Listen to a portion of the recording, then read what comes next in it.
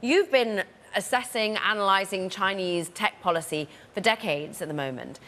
What do you make of their belief system that they could access NVIDIA chips like this? Would they? I mean, I know you're about to go out to China for a key AI conference. Yes, I'm headed to Shanghai for the World AI Conference at the end of the month.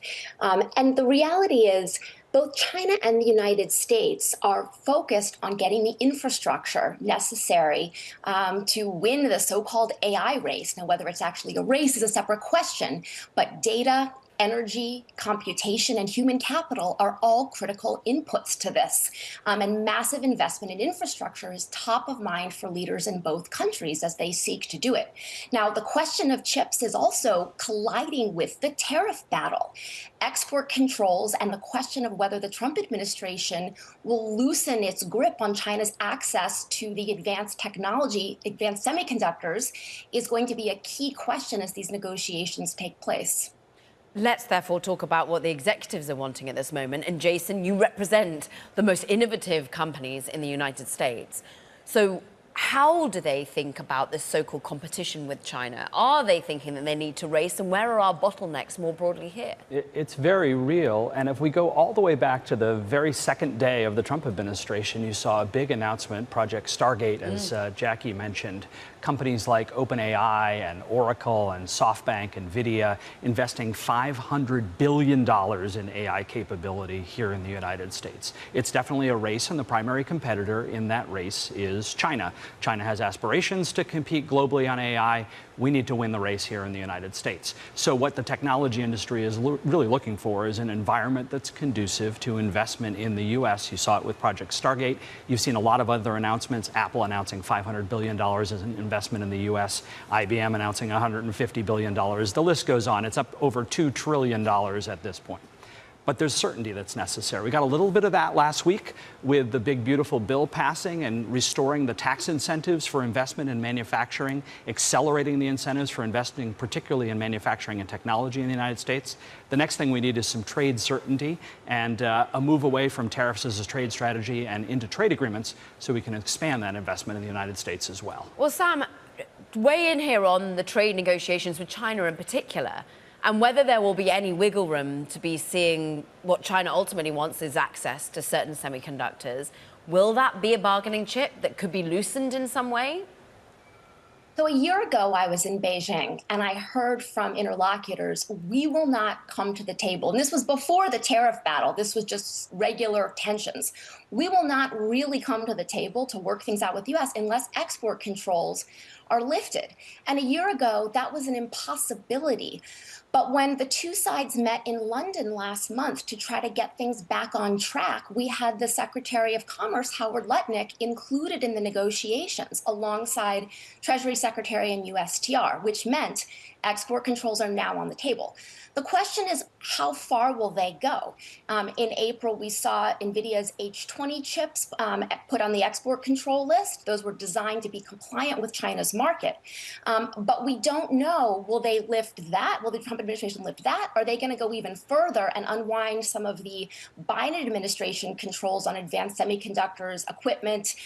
We saw loosening on electronic design software just in the last week or so. So there's a lot of room to work with. And the question is, what specific tools will be acceptable to the hawks in the Trump administration when China is eager to get sort of at this issue that has been front and center for them for a long time? I know this is a hard one for you, Jason, but to single out a few of your members, AMD, NVIDIA, they want access still to China.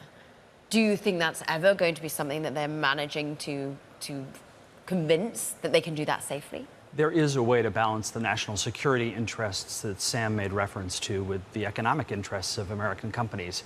95% of the people that live on the planet do not live in the United States. And if we deny American companies access to global markets, we're denying them the opportunity to really expand economically and succeed. There is a way, and the Trump administration has been moving in this direction, to make sure that the Chinese Communist Party doesn't get access to the most sensitive technology for its military purposes. The Biden administration tried tried this with the AI diffusion rule that you mentioned. They did it in a very poor way. They restricted access to our allies around the world, getting access to American AI technology and semiconductor technology.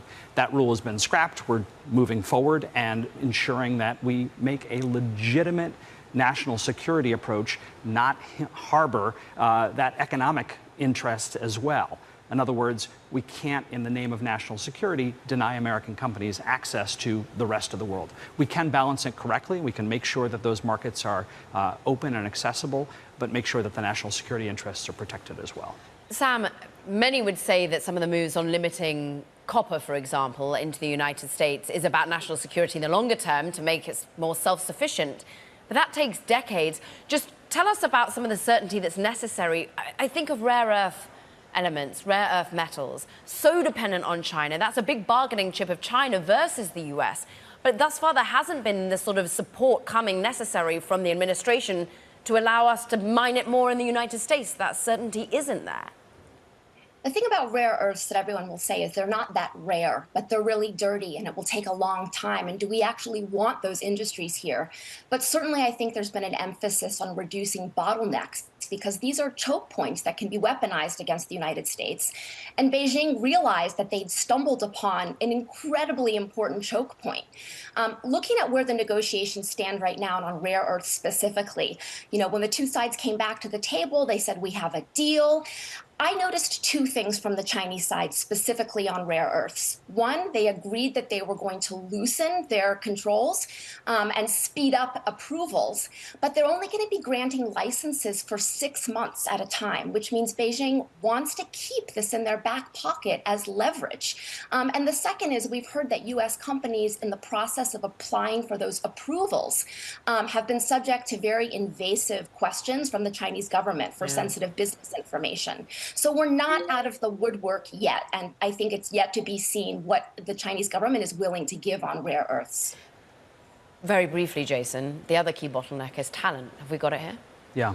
So China is racing to deploy that AI talent. The Trump administration just last week announced a new AI education initiative that ITI and a number of our member companies signed on to develop the homegrown talent that we need. We also need to attract the best and the brightest from around the world. Most technology companies that we're familiar with were started by first or second generation immigrants, and we need that next generation of AI talent to happen here, to start their companies here, to stay here. So we need to attract them as students, and we also need to educate the workforce to make sure that we have the best AI talent here in the United States doing that invention, doing that creating, and job descriptions that we want to see out there.